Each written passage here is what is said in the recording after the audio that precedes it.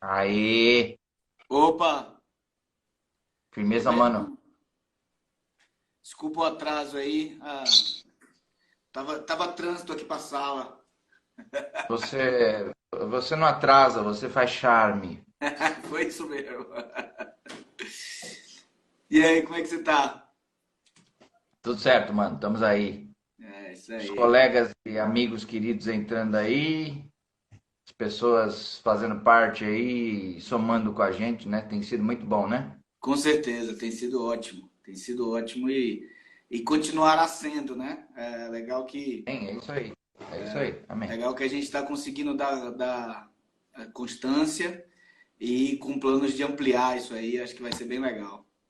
Sim, já temos marcado uma coisa fantástica aí que eu vou deixar a seu cargo divulgar quando for para divulgar. Não, já podemos, E já é isso. podemos falar, já podemos falar. Vamos ter o. Posso É? falar ou você quer falar? Não, manda aí. Eu quero que você fale aí. Você tem mais propriedade para falar, né, a respeito disso. Ah, legal. A gente está armando aqui, eu e o Michel, a gente está tramando isso há uns dias já, é, que é a gente fazer essa mesma live que a gente está fazendo aqui com mais de duas pessoas, né? Então, infelizmente, ela não poderá acontecer pelo Instagram, porque a plataforma não permite. Então, ela vai acontecer pelo Facebook da Dadário Brasil. E essa primeira edição do Dadário Talks, que vai ser o nome do programa, vamos estar eu, o Michel, o Faísca e o Kiko Loureiro na sexta-feira, dia 17 do 7, às 16 horas. Vai haver a divulgação. A gente conseguiu a confirmação de todo mundo agora à tarde. O pessoal, a equipe já está fazendo o flyer, já mandei para o Michel. É, mais do que pela ocasião em si, eu realmente fico feliz por ampliar isso aqui, sabia? Assim, de ter algo que a gente está conseguindo iniciar, continuar e ampliar, né? Eu acho assim, isso tem me entusiasmado bastante, mais do que propriamente uma live com quatro pessoas e bater papo né, que é uma coisa que a gente já faz naturalmente, mas eu estou vendo como uma continuidade de algo que tem sido bem legal e isso me entusiasma. Eu acho que a gente não tem muita opção como seres humanos e como pessoas que amam e respeitam a arte, senão ir para os caminhos, ações, reflexões que façam a gente crescer, expandir, né? Então, o que está acontecendo é uma coisa gravíssima no mundo inteiro e o que resta para nós é fazer o de sempre, que é o nosso melhor, né? E cada vez mais conscientes. Eu não vejo outro Exatamente. caminho, né? Então, enfim, é somar, construir, expandir sempre, fazer o que for preciso para a evolução mesmo. E eu acho que dessas trocas de ideias, por exemplo, a gente vai juntar lá o Faísca e o Kiko, é um negócio que não tem fim, né? Se a gente marcasse assim toda semana, o assunto não tem fim. A gente pode até repetir uma coisa ou outra, mas ela nunca vai estar no mesmo nível que ela estava da outra vez. Com certeza. E quando ela está no mesmo nível que ela estava outra vez, a gente se liga e vai para a próxima. Então é um negócio que não tem fim. A gente está falando de algo profundo e infinito que é a música, né? Se as pessoas não veem assim, elas acham que a música é apenas uma matériazinha que elas vão usar como degrau para a vida. É um problema dessas pessoas. Quem respeita sabe do caráter profundo, eterno e transformador da música. Com certeza, com certeza. Com certeza. Então, vamos continuar aqui, que a gente sempre se estende no assunto, né? Na semana passada a gente falou de influências, foi um papo. Eu vi de novo, é muito bom participar desse tipo de diálogo, esse tipo de crescimento, né? Evolução é muito bom fazer parte disso. Eu sou muito agradecido. A gente fala no privado e a gente deixa a rasgação de seda para o privado, mas estou já começando aqui para falar como sou agradecido de poder ver e rever e participar desse tipo de conversa. E hoje a gente vai dar continuação ao passado, que é falar sobre as influências, né? De uma forma talvez inesperada para algumas pessoas, mas é a maneira como as influências ocorrem na vida real, fora da tela do cinema. Pois é. A influência acontece de uma maneira muito diferente do que você ter um bonequinho do Pat Metheny em cima de sua mesa. É bem diferente disso. Pois é. Enfim, eu também fico muito honrado e agradecido, Marcelo, e eu acho que o agradecimento, ele, claro, quem é político, né, usa tudo e destrói as palavras e o significado das coisas, né?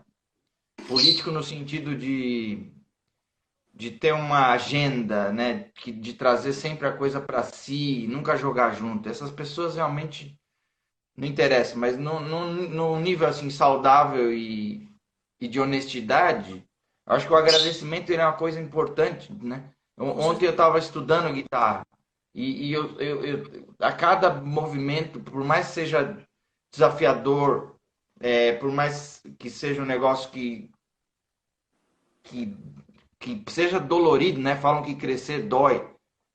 Eu estava agradecendo, procurando agradecer a todo momento, não como uma superstição, mas como realmente uma abertura e como realmente honrar cada momento que a gente pode tocar isso, né? E cada um no seu instrumento, cada um na sua função, né? Tem gente que pinta, tem gente que... Então, eu acho que o agradecimento, ele é um negócio muito construtivo. Então, acho legal a gente falar disso, porque às vezes o pessoal esquece de agradecer, só lembra de reclamar, né? Certeza. E eu acho importantíssimo. Quando é que a gente ia. Por mais que a gente achasse que ia ser legal, como é que a gente lá na primeira live a gente ia prever tudo que foi falado, sentido, refletido?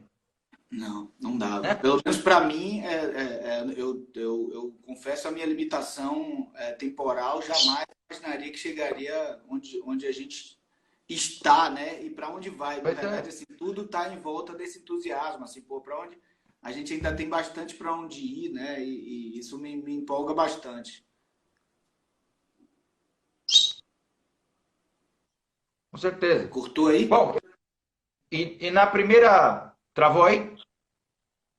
Não, eu acho que saiu de sync. Ah, tá. Eu tô te vendo bem, mas acho que você tá me ouvindo com atraso. É um pouquinho, mas agora melhorou. Ah, Mas, bom, então dando continuidade aqui a essa live sobre influências, Marcelo, a gente falou bastante sobre a influência da ideologia dominante, e quem tiver dúvidas sobre o que eu quero dizer com isso é só assistir a live que está no IGTV do Express Guitar e no feed, né? Você vai lá no feed, você vai achar. E a é, gente falou de o, algumas outras o coisas pessoal da também. equipe, viu, Michel? O pessoal da equipe está fazendo algo muito legal, que é fazendo o download de todas as lives e vai deixar organizado tanto no Facebook do Express Guitar quanto no YouTube. Então, quem Oh, que quiser ver maravilha. tipo, as lives na ordem, vão estão lá com data, né? Para as nossas, eu acho que isso, apesar da gente ter perdido algumas, infelizmente a gente perdeu algumas, mas assim, ajuda bastante a entender algumas coisas, porque a gente está aqui, eu hoje não tenho uma conta, mas a gente deve estar por volta da 16ª, 17ª live. Então, existem fios de meadas, né, que a gente já está um pouco na frente, no sentido da reflexão. Então, quem se interessar de verdade, essas lives vão estar todas, hoje no IGTV já tem uma grande parte, algumas que a gente já tinha baixado vão estar sendo postadas no YouTube e no Facebook do Express Guitar. Bom demais. Bom demais. Então a gente começou falando sobre as influências, né, naquele âmbito, que eu acho que é um âmbito preparatório para qualquer coisa que se fale depois, porque no quanto a gente se deixa influenciar pelo que quer.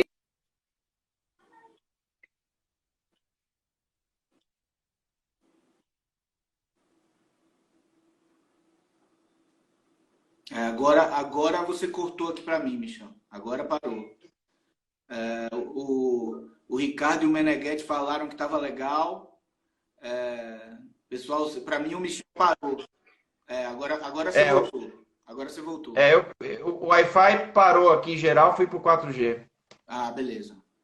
Eu vou desligar aqui o computador, um segundo, só para ver se ajuda Tá bom, também, tá bom. Michel. Pode Tá continuar ótimo. falando aí. Beleza.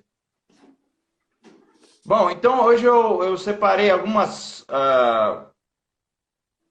peças e alguns discos que fizeram muita diferença para mim. E eu gostaria de enumerar e vou começar por falando de compositores e passa pela questão lógico das descobertas harmônicas, né, para mim, de situações harmônicas e coisas que vão virando ferramentas, né, para a gente recursos. Então eu vou começar enumerando coisas que têm muito a ver com a música clássica e composição. Então, eu nunca deixo de ouvir, é mais forte do que qualquer decisão racional, os concertos de Brandemburgo de Johann Sebastian Bach. Eu não consigo parar de ouvir. Eu ouço isso desde da minha primeira dezena de idade cronológica. Meu pai tinha lá uma versão que era aquelas coleções da Abril lá, que era vinil, que tinha compositores Sim, clássicos. sim, sim. E eu tive a felicidade de ter no de Johann Sebastian Bach, os caras meteram lá os concertos de Brandemburgo. Então tinha o concerto inteiro 1 e o 3. Depois que eu vinha conhecer os outros. Então, tem algo aí que é um negócio muito profundo. E é incrível, cara, só dando spoiler, que no último,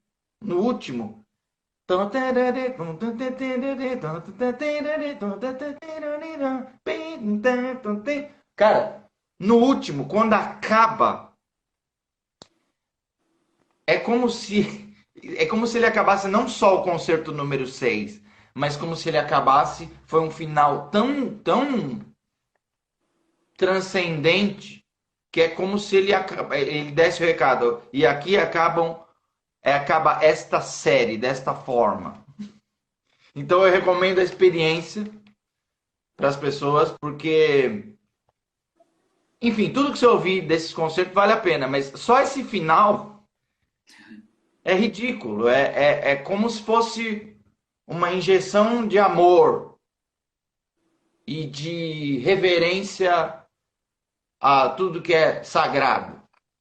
Michel, é engraçado você trazer os concertos de Brandemburgo, porque eu já falei aqui que eu fui, depois de velho, para a universidade, porque eu queria estudar essas coisas, né? Estudar a história da música europeia, estudar baixo cifrado, estudar contraponto. Por uma questão exclusivamente interna minha, sem Claro. nenhuma decisão pragmática do que isso poderia me levar, né? Sim. E eu me lembro que os concertos de Brandemburgo eram tratados na história da música europeia como um ponto inicial, um ponto inicial e final, né, de períodos, né, que a música clássica é muito bem dividida entre o período clássico, renascentista e etc. E sempre associada a outras atividades artísticas, né? O Renascimento, ele é o Renascimento como um todo, né? O classicismo é um classicismo como um todo. Tem a parte das artes plásticas, a parte de tudo que, né? O barroco, o rococó, ele tem a sua reflexão na música, sua reflexão nas artes plásticas, na pintura, esculturas, etc. E, inclusive na religião, né? Mas não é nisso que eu quero entrar, não. O que eu quero entrar é que eu me lembro de falando e assim a gente ouvindo os concertos de Brandemburgo e toda a teoria que tem em cima, né? Que é uma coisa grandiosa que se criou e eu me lembro de eu pensando, caramba, bicho, o cara só tava fazendo música, né? E de repente estão criando divisões na história da humanidade pelo que ele estava ali, né, ouvindo. Eu me lembro claramente dessa sensação, não exclusivamente do Brandemburgo, né, mas tem várias outras situações quando se cria harmonia, como quando as tríades, né, a coisa da tríade virando tétrade e ampliando o campo harmônico do dodecafonismo, né? Essas coisas todas, elas criaram histórias, existem museus sobre isso e o cara tava fazendo música. Pois é. O tamanho do cogumelo É. de coisas que se tem em volta de algo que você vai botar aí pra gente ouvir que você está descrevendo, que na verdade ele estava fazendo a música dele. É dela que a gente está falando, né? Se cria tudo isso em volta. Como eu falei, museus, acho ótimo ter museus, fui em vários. Tem a parte estética de vestimenta, os instrumentos, tudo. Existe tudo em volta, do bom ao ruim, né? Que existe também coisas ruins que são criadas em volta, que também não quero entrar, mas é tudo por causa de uma coisa só, né? A Tá? sensação que você vai apresentar para a gente aqui agora. É... Isso é O, louco o pra caramba. oxigênio, o oxigênio que Bach respirava era o contraponto, né?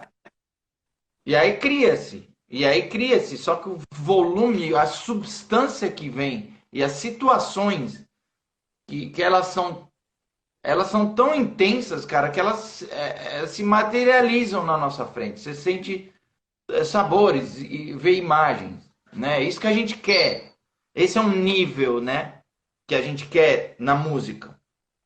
E, e tudo isso que você falou, para mim eu estou vendo isso acontecer agora com a pedagogização do jazz, né? Os caras estão querendo criar fórmulas e pior, eles estão querendo deter as regras sobre uma música que é negra e que é de tradição oral. Você sabe que os caras tocam de cor mesmo, os dos Real Espírito tocavam de cor, e vindo da classe trabalhadora. Que era recém-classe escravizada, né? Exato, Estava num fato. período de transição muito tênue ali, Perfeito. né? Perfeito. Eles estavam vivendo ali, só enquanto você está bebendo água, eles estavam vivendo uma transição que era uma transição que interessou muito ao Império, né? Que tudo Claro. bem, acabamos a escravidão, mas vai fazer o quê? Você vai fazer o quê agora?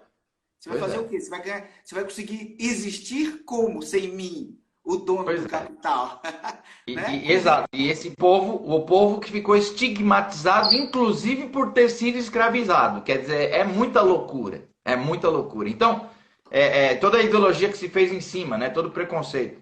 E então, aí, para quem aceita que essa música seja regulada pelo aristocrata branco, talvez esteja indo por um caminho muito perigoso, né? E é Bom, engraçado, Michel, que isso também faz parte da história do jazz, né? Porque se você for ver, a primeira gravação que o sistema permitiu ser realizada é de uma banda de brancos, né?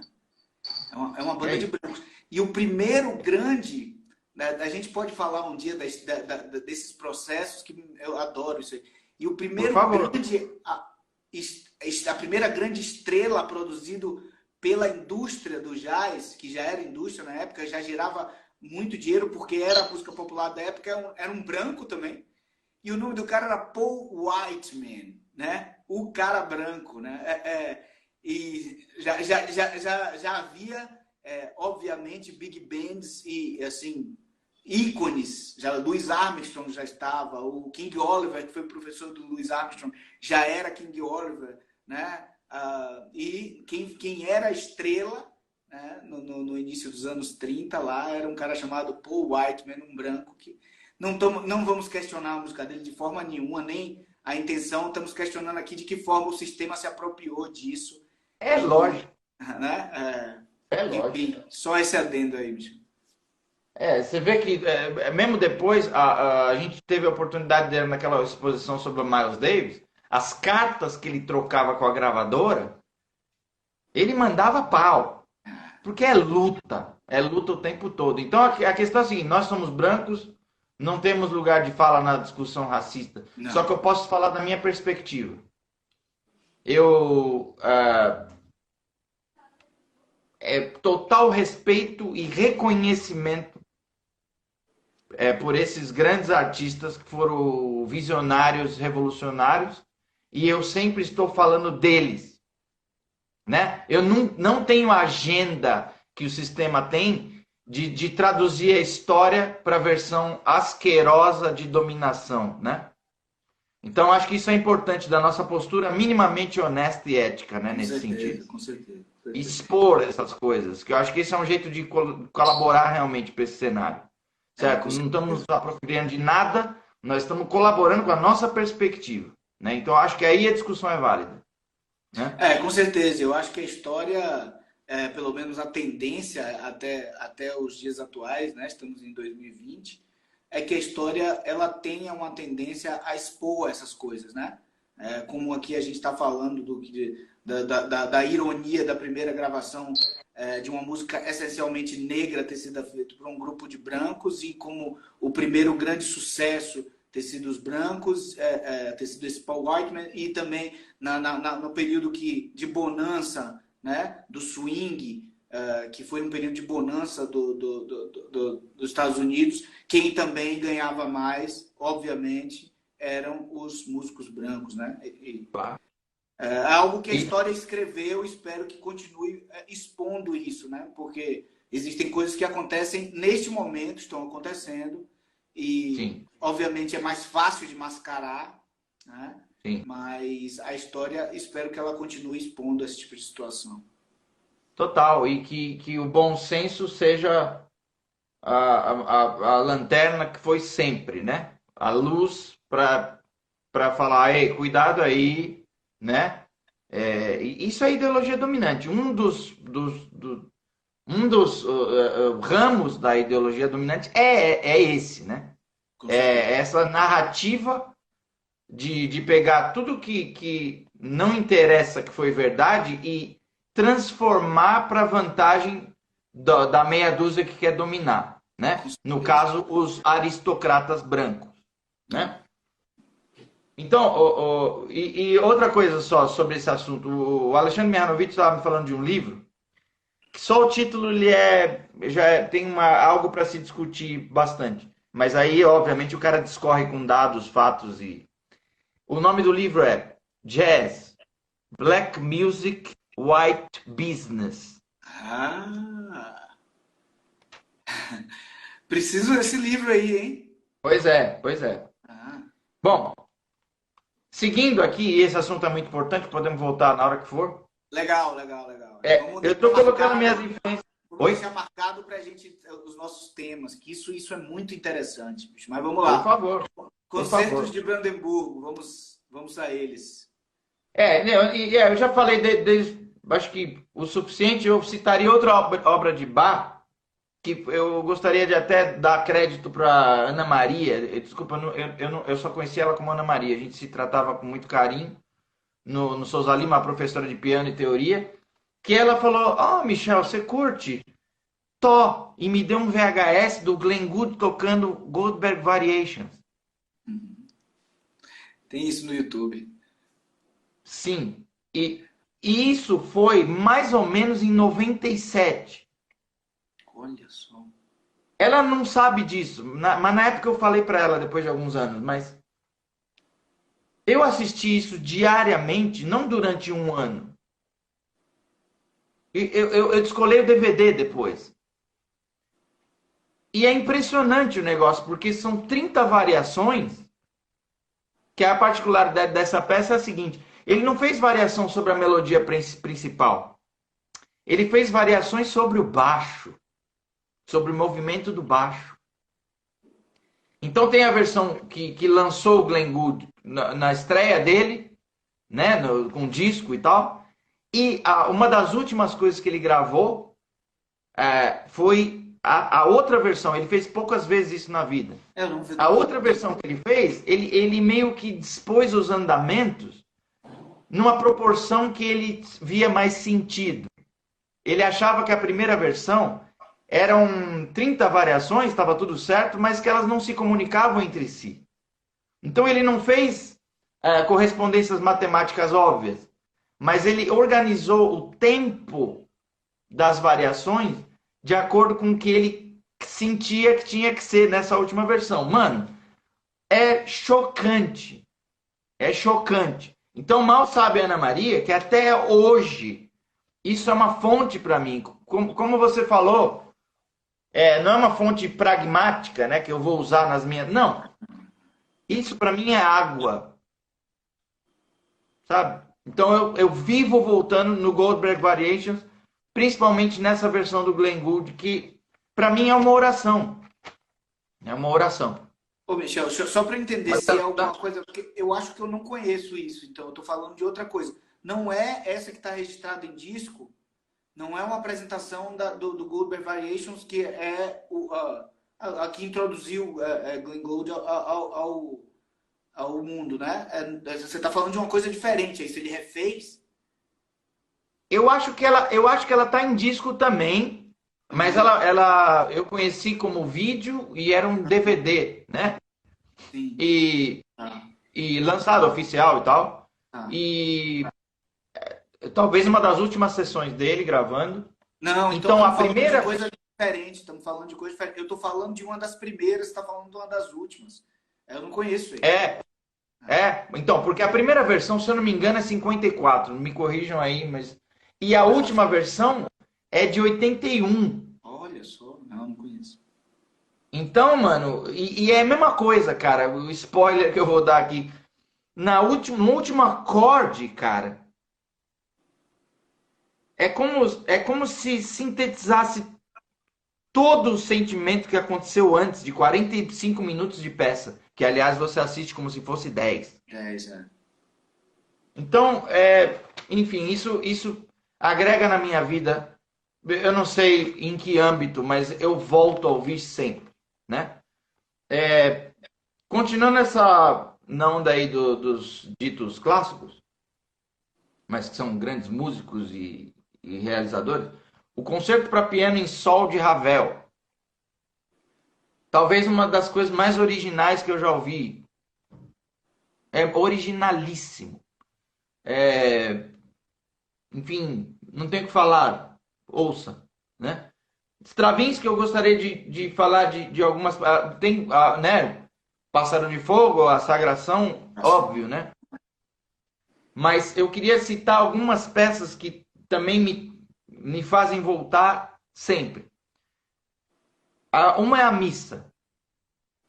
É impressionante. Tem um Agnus Dei lá que Sim. é transcendental. E eu tive a sorte de ter uma. Eu já ouvi outras versões, mas a primeira versão que eu copiei um CD de um cara que eu toquei junto, também ali, final dos anos 90, talvez meio pro final dos anos 90, foi uma versão fantástica. Fantástica. Eu preciso até encontrar ela. Mas dessa missa. Não, a missa dos Stravinsky tem um lance lá. É uma formação menor, né? Tem poucas peças da orquestra e o coral. As bodas de Stravinsky. De novo, eu vou dar um spoiler. O final é muito louco, cara. É muito louco. O final é extremamente minimalista. Fica um sino que o piano parece que. É como se fosse um sino, é feito de sino. O piano e a voz. Depois de tudo aquilo que acontece, é um coral potente, a orquestra. E o final, ao invés de ser apoteótico, grandioso, ele é minimalista. Eu E não é conheço. louquíssimo isso. As bodas de Stravinsky. E depois outra peça que me chocou muito foi três peças para clarinete solo. Que eu lembro que o Richard Firmino, quando eu conheci ele tocando numa Big Band, eu falei dessa peça, ele falou, tem a partitura. Quando ele me deu a partitura, eu conferi a segunda parte, que é o que eu tinha tirado, e estava certo. Eu falei, Olha que legal. Então, é uma peça curtíssima, só que, mano, tem um trecho lá que é ridículo. Eu não sei se vou conseguir tocar agora, mas nossa, na hora que eu vi isso, eu falei, Ô, Michel, você lembra que para ano tudo. foi isso aí? Você lembra que ano foi isso, não? Eu Sabe acho por que quê? isso Foi foi. a primeira vez que a gente tocou só nós dois lá no MT. Você lembra disso? Que eu fui lá para tocar com você. Eu falei, Michel, eu vou aí pra gente tocar. Eu acho que você tava tirando isso aí, mano. Você me mostrou Ah, umas coisas. Você me mostrou umas coisas. 2004. Isso, por aí, 2005, eu ia dizer.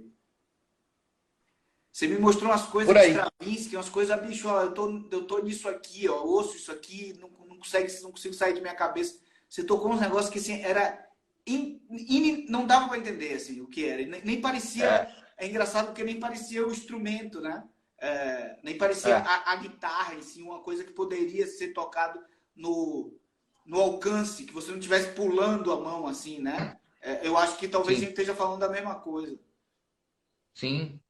Me interessa muito esse negócio, porque é, o Miles Davis chega pro Wayne Shorter e fala: que tal a gente tocar música que não parece música? Vai ser boa, cara. E que tal a gente tocar algo aqui que não parece guitarra? Então isso pra mim sempre foi expansão, saca? Sempre foi expansão. Porque eu vejo isso não como um. Eu honro e agradeço todos os mestres que tem na guitarra e não me acho melhor nem pior que ninguém. Mas eu simplesmente sinto que isso aqui não é um repetidor de outros guitarristas. É o instrumento da música que passa por você, da música que te alimenta e da música que te transforma, Com certeza. né? Então, pô, legal que você lembrou disso. É, Não, eu mais um. lembrei agora que eu me lembro bem disso, que isso ficou. A gente depois conversou, eu me lembro que Seamus Blake tinha acabado de gravar uma, uma peça, puta, era o nono movimento de uma sonata de Brahms. E eu falei para você, pô, ele É, gravou, abriu, e depois abriu para improviso, né? Arrumou, aí você falou, pô, eu queria ouvir isso, e você tava tirando. Eu me lembro que foi um negócio bem marcante para mim, assim, de dizer, pô, legal, vou me reconectar com essas coisas, que às vezes é uma coisa que eu ouvi em casa, né? Minha mãe era sim. muito de música erudita, e, Uhum. e aí eu ouvi em casa e até aquele momento era algo que eu não estava ouvindo muito. E logo depois, Bianca engravidou e Júlia, ela ouvia pequenininha. A gente tinha um disco só de Mozart, Beethoven, Bach, Brahms, Ravel, Chopin, Ah, para ela ouvir na barriga, né? Bianca ouvia sim. para ela dormir, eu ouvia. E aí eu fiquei ouvindo muito o ano da gestação e o primeiro ano dela, a gente ouviu muito esses. Eram 2 discos de MP3 assim que eu compilei, várias coisas que eu conhecia, são memórias, né? São memórias, trazem até cheiros, gostos dessa época, é muito Total, interessante. total. E você fez um favor para a humanidade, né? De colocar música que você sente para sua filha na barriga. Eu fiz isso também com a Mila. É. Isso aí. Bom, continuando aqui, mais um compositor desses ditos clássicos que eu acho importante. Essa obra me marcou muito, que é uma obra chamada L'Ascension, de Olivier Messiaen. Claro. É muito diferente, cara. Tem um movimento lento lá no meio, que você fala, ah, tem coisa do Alan Holdsworth, né? Então ele foi lá, porque ele mostra mesmo que ele usava certos modos lá do Messiaen e Modos, tal. os simétricos, né? Porque os modos do Messiaen É, são todos simétricos e é bem a sonoridade do Alan, né? Essa coisa da é. simetria é muito legal. E Olivier Messiaen, ele tem uma. Ele era ó, um grande admirador, eu ou não sei se discípulo de Stravinsky. Então tem um lance ali, só que ele é ele, né? Você vê, você ouve lá aquela obra monumental lá do Canto dos Pássaros, é isso? Sim, exatamente. Então, só que eu destaco aqui o que me trouxe muitas coisas. Essa peça lá, Ascension, é de uma clareza, é um negócio, mano. Enfim, eu não vou falar de um aspecto só de uma obra dessa, mas é um negócio para se considerar, se ouvir assim profundamente, porque é lindo o negócio. É lindo e diferente e originalíssimo. Então, me parece uma realização, né, de uma sintonia divina, né? Tem várias outras coisas dele. Tem um coral dele que chama Oração, acho que em francês eu não sei falar essa porra, mas que é demais também. E tem outro que é o Quarteto para o Final dos Tempos, né, dele, Uhum. que também tem. Eu tava falando com um clarinetista uma vez, e ele falou: cara, quando eu toco essa peça, tem alguns movimentos ali no meio que eu estou em outro mundo. Olha só. E só lembrando que o Quarteto para o Final dos Tempos foi escrito num puta clima leve. O Olivier Messiaen simplesmente estava preso num campo de concentração. Exatamente. É engraçado essa coisa das influências, né, Michel? Porque assim, o papo tem que estar todo em volta disso e não necessariamente os nomes, né? Pois é. E a gente fala de. Recentemente a gente estava falando de Nelson Veras, eu e você, né? Sobre algumas outras situações. E outro dia eu estava conversando com ele, porque ele é baiano também, de minha idade, a gente conversa muito. E aí falando do negócio dos modos Messiaen, e aí eu vou falar de uma coisa de influência, e que é muito mais amplo do que eu e você, né? Que teve uma época que ele deu um workshop na Holanda e gravaram esse workshop e ele mostra os modos de Messiaen, né? Ele mostra, pô, isso aqui são coisas que eu utilizo e da forma que ele utiliza os campos harmônicos que cada modo gera.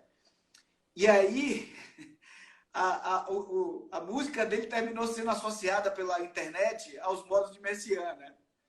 E aí outro dia eu tava falando com ele, ele falou, bicho, eu nem uso esses negócios direito. Eu nem uso tanto isso, e nego só me pergunta disso por causa daquele vídeo. Ficou todo mundo... Essa coisa da influência, né? Mais uma vez a influência, ela precisa ser observada da maneira que deve ser observada. O cara colocou ali, né? Mas é impressionante a quantidade de gente que foi influenciada, que vem, várias pessoas já vieram conversar comigo. Estou estudando os modos de Messiaen por causa de Nelson. E ele, ele nem é uma coisa que né? Nem uma coisa que é algo que está fundamentado. Ele estudou muitas outras coisas, muito mais do que aqui. Pois é. E de repente a influência que algo, né, surgiu porque um vídeo foi parar na internet. É engraçado porque eu falei com ele essa semana isso, a gente falou sobre ele essa semana, agora você está trazendo os modos de Messiaen, tudo meio que a gente falando de influências, né? Tudo que meio que circulando em volta da mesma coisa. E é uma história que foi curiosa, porque o cara nem é algo presente na vida dele, todo mundo associa ele. Hoje é tipo os modos de Messiaen. Agora imagina, né, Marcelo, se ele se rotula como o cara que fala disso, entende? Então, essa é uma grande questão. Eu nunca quis ser relacionado. Eu sei que algumas pessoas me relacionam, não vão pensar em mim como o cara que toca country, cantos gregorianos e entendeu? E seja o que for. Eu sei, a gente acaba agindo dentro de onde a gente age. Mas eu nunca quis ser conhecido pelo cara que fala de arpejos sobrepostos. Como o cara que fala de um certo aspecto rítmico. Como o cara que fala... Não! Então, tem várias coisas da gente conversando, eu dando entrevista, falando de um aspecto didático, como eu faço. Mas eu nunca quis uma pecha específica, o cara que fala de ritmos. Então eu acho perigoso isso. Eu nunca quis isso pra mim. Eu sei que alguns caras querem pra eles, talvez. Mas eu acho perigoso, porque, cara, se a música tem a ver com alguma coisa, ela tem a ver com ampliar. Amplitude, né? Exatamente. Bom, agora passando aqui um pouco mais para os artistas do jazz, que eu acho, mas ainda dentro dessa... Vou falar de caras que são conhecidos pela improvisação e tal, mas vou falar de composição. Uma peça que eu acho fantástica. Face on the Barroom Floor, do Wayne Shorter, no disco do Weather Report chamado Sporting Life. Bom, eu me devo tirar essa música há anos. Eu quero tirar, mas sempre aparece alguma coisa e talvez não é para eu tirar. Mas é profundo, cara. É profundo. Tem uma versão que tem solo, que é aquele som de 86 em São Paulo, que ninguém tem isso aí, eu acho. Só a TV Cultura talvez tenha. Mas lá tem solo nessa música. Aliás, eles abriram uma sessão belíssima lá, com poucos acordes e tal, baixo pedal. Só que, mano, o tema é muito profundo. É muito profundo. Então eu recomendo o pessoal ouvir isso como composição e como significado. É uma das coisas É, é muito intenso o significado disso, sabe? E o Wayne Shorter tem essa coisa que eu reparei isso em coisas como Elegant People. Você ouve um acorde, mas não parece aquele acorde do jeito que ele sempre aparece, entendeu? Ele dá um significado novo, de acordo, obviamente, com a necessidade da música. Não, isso na obra dele é reincidentíssimo, né? É muito reincidente, assim. Eu me lembro de sentindo isso ouvindo Wildflower, sentindo Fifi for Fun, sentindo Yes or No, Sim. de você acha que é uma coisa e tem uma sonoridade, e quando você vai ver é um acorde que você já conhece, às vezes tá num voicing, né? Tá sendo tocado ali com um voicing que você já conhece, mas naquele contexto ele traz uma cor que você ainda não tinha visto. Isso é uma coisa meio bruxa. É uma coisa meio bruxa, esse poder de você trazer uma sonoridade conhecida e conseguir criar um ambiente em volta dele ao ponto de você ouvir aquelas mesmas quatro, três, às vezes três notas, né?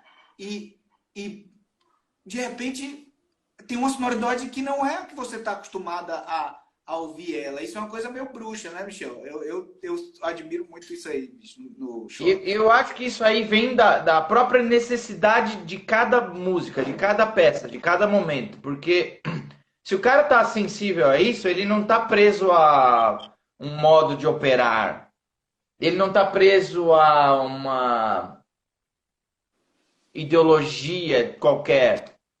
Ele é pela música. Então acontece um negócio e ele precisa dar o acorde certo na hora certa. O Joe Zawinul, no workshop que ele fez aqui em São Paulo em 95, ele falou: às vezes o Wayne Shorter, para decidir um acorde, ele ficava um dia. Aí ele falou, o Zawinul falou: eu não tenho muita paciência para isso, já vou pondo logo e dane-se. Mas isso para mim é cada nota conta, né? Que a gente tinha falado, Com que o Wayne certeza. Shorter fala. E para mim é isso. Por que esse tempo todo para decidir um acorde? Porque não é brincadeira. Caramba, eu não Porque sabia é essa a música. história, eu não sabia essa história e assim encaixa muito com essa sensação que eu te trago aqui. Encaixa muito assim, porque ele achou uma sonoridade que está formada, obviamente, dentro dos 12 sons que a gente mais reconhece aqui no Ocidente, né? E que a gente basicamente já deve ter ouvido todas as combinações em volta deles, 12, né?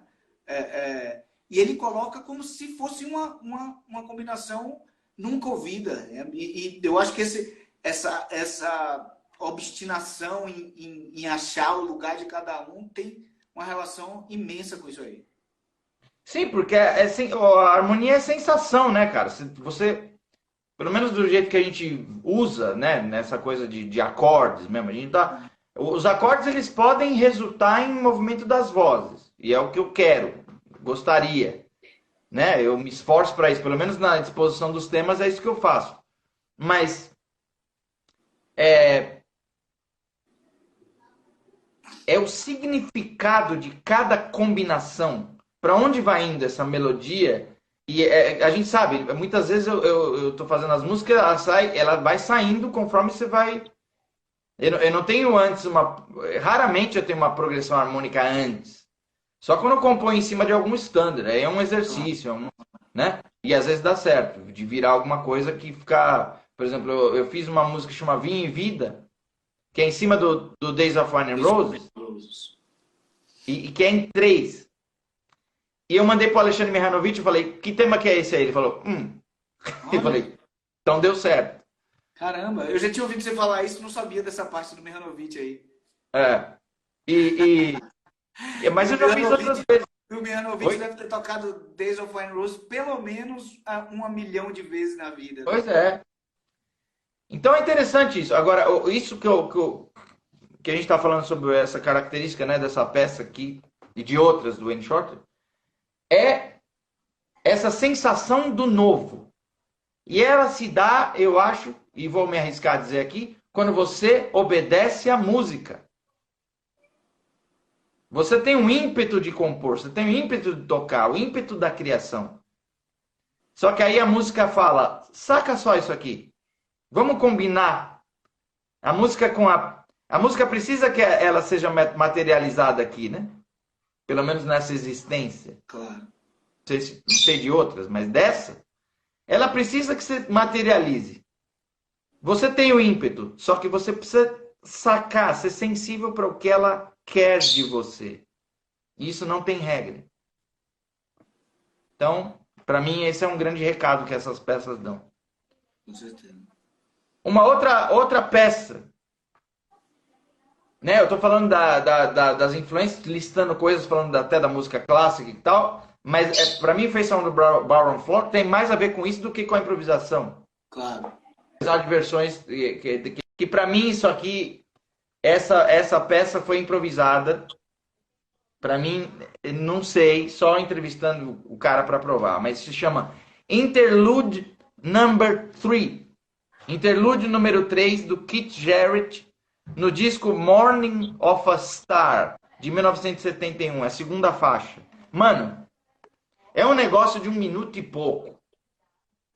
Mas é tão intenso e cada coisa tem um significado tão profundo que eu não consigo parar de ouvir isso desde o final da década de 90, quando o Pepe me deu esse CD e falou: "É, Michelão, no aniversário meu, devia ser dele esse CD, ele não comprou. Ele me deu." Que legal. Mano, e tem outras músicas lindas nesse disco aí. Enfim, tem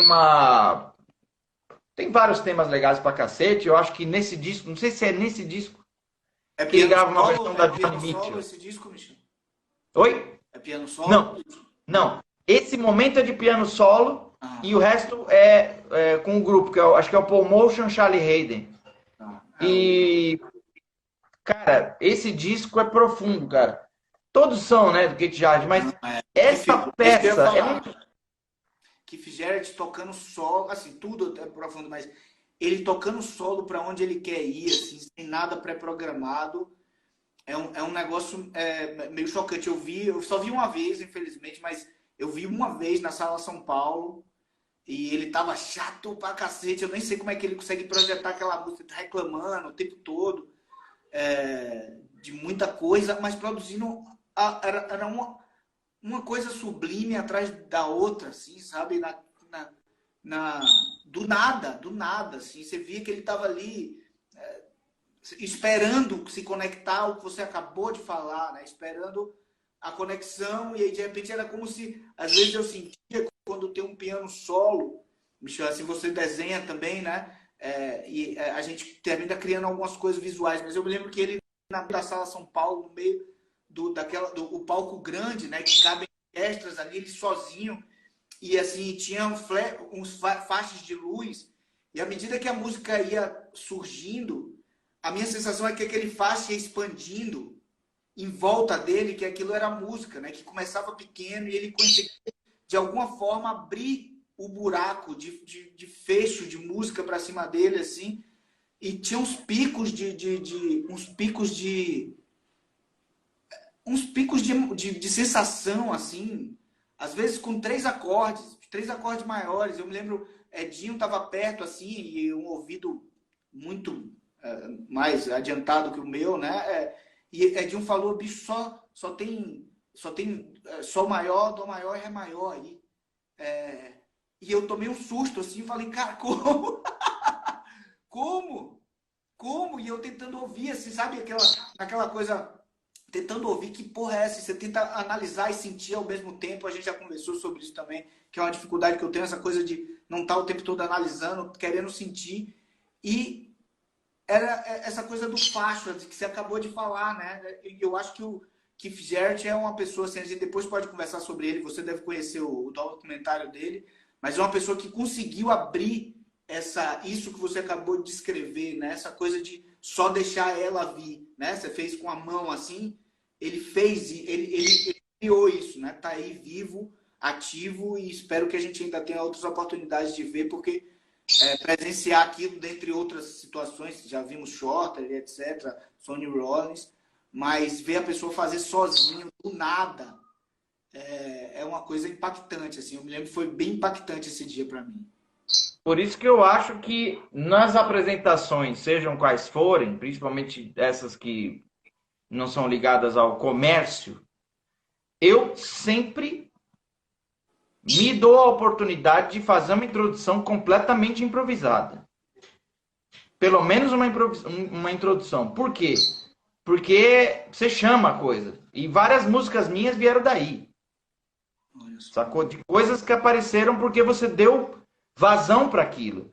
Quando a gente vai tocar esse tipo de som e tá dentro do procedimento, não vai ter vazão. Porque é tema, conta o tema. Não precisa contar nada. Né? Enfim, tem cara que é contra esse negócio de não contar, mas e quando não precisa contar? Né? Então, mano, claro, eu não vou ficar fazendo todas as introduções. Aí eu peço pro batera, peço pro baixista. Isso é tão louco, é tão benéfico, que muda a dinâmica da apresentação. Você olha, deu 1h30 e não passou nada. É E é como se engraçado, passasse. mais uma vez, essa coisa da influência, a gente vai voltar a isso. Eu falo às pessoas aqui que a gente está com histórico aqui, mas vou trazer uma coisa que a gente já falou. A gente só tem 1 hora aqui por semana, então vou trazer uma coisa que a gente já falou. Mais uma coisa que agora que eu fiz essa sinapse, isso para mim, que vim bem depois, isso para mim era algo já estabelecido, sabe? Já estabelecido. Não, uma introdução sua, uma introdução minha. Claro. E agora você me trazendo isso, você vê mais uma influência sua, talvez, nessa geração que a gente sempre conversa, né? Dos músicos da geração anos 2000 ali. Quando eu estava começando junto com essas pessoas, era uma coisa tipo, faz uma intro aí, começa você. Era bem comum, Marcelo, assim. apagou meu celular aqui, mano. Oi, desculpe. Não ouvi, não ouvi. Eu acho que travou o Michel aí. Acho que o Michel travou. Eu vou falar aqui para então quem estava falando que eu acho que está funcionando. Deixa eu ver aqui. Se alguém puder me dizer aí se está tudo certo, se estão me ouvindo, se foi só.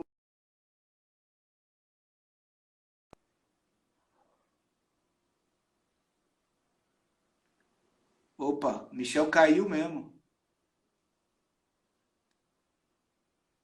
O céu, Ricardo, mas você está me vendo? Não, você está, né? Você está falando comigo. Puta, vamos ver se o Michel volta. Se ele manda uma mensagem aqui no WhatsApp. Deixa aqui o WhatsApp ligado. Então, isso que eu estava falando com o Michel, que eu falei que tem a ver com a.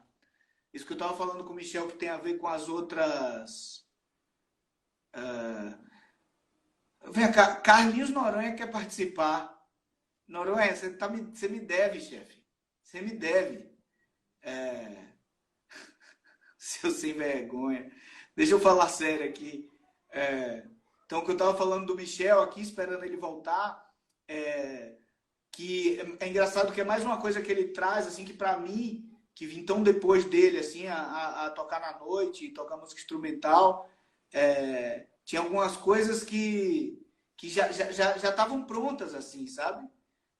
Já estavam prontas. E essa coisa agora das introduções que ele trouxe, que pelo que eu entendia, que é uma influência dele, né? E para mim já era assim, já vinha tipo, você começa, eu começo, ou a gente vai começar contando muitas vezes. Meneghete e Carlos Noronha, vocês dois mesmo. Eu só não vou usar essa live aqui para vocês, mas eu deveria, viu? Vocês dois.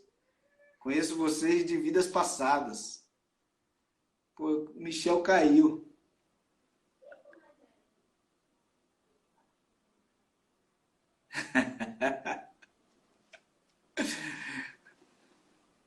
Ó, eu vou te chamar para falar sério, viu, Carguejo? Entre aí para falar sério comigo, viu? Quero brincadeira não.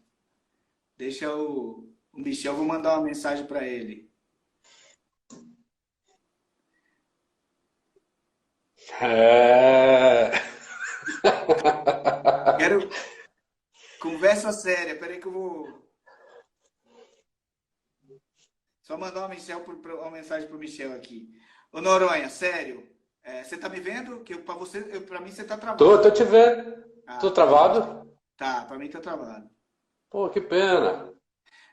Esse lance que o Michel estava citando aí da música instrumental, né? Que ele estava falando que cada um fazer uma introdução e começar de um. Não seguir você que está aí há muito mais tempo, né? Não seguir como é que chama? O, as regras, né? De contar, tocar um tema, improviso de cada um e etc. Você tem essa cronologia na cabeça de uma época que acontecia mais quadrado, depois que isso se tornou mais livre?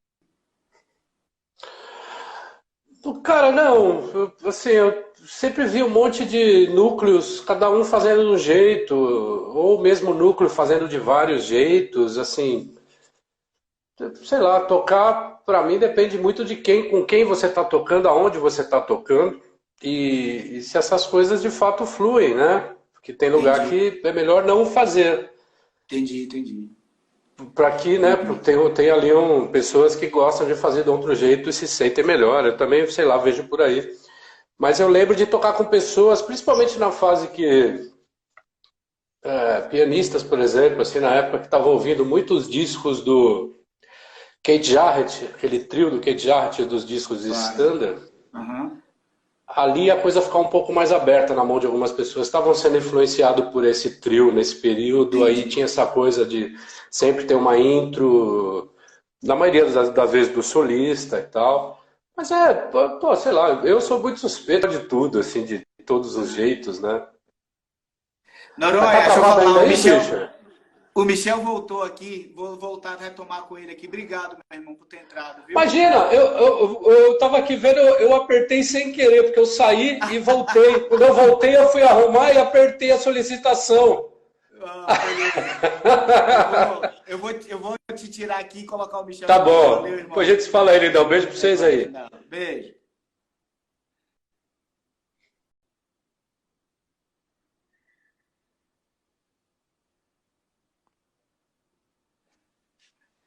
Agora foi engraçado. Michel vai entrar, Michel vai entrar só para se despedir. Pois é.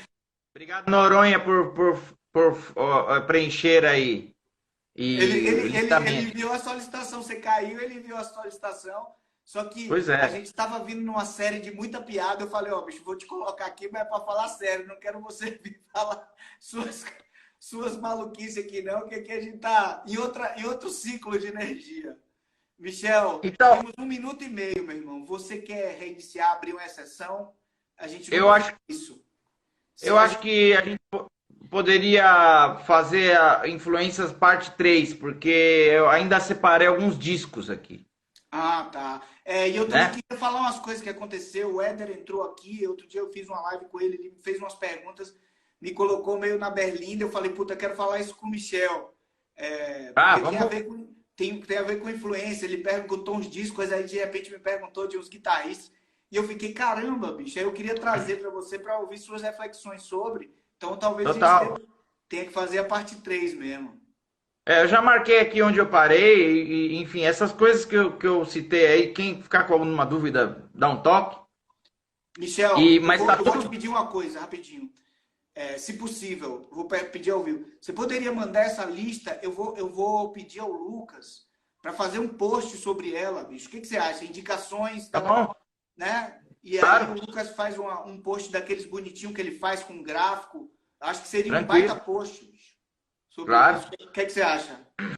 Pô, total. Eu já ia postar mesmo no comentário da live, mas pode ser também.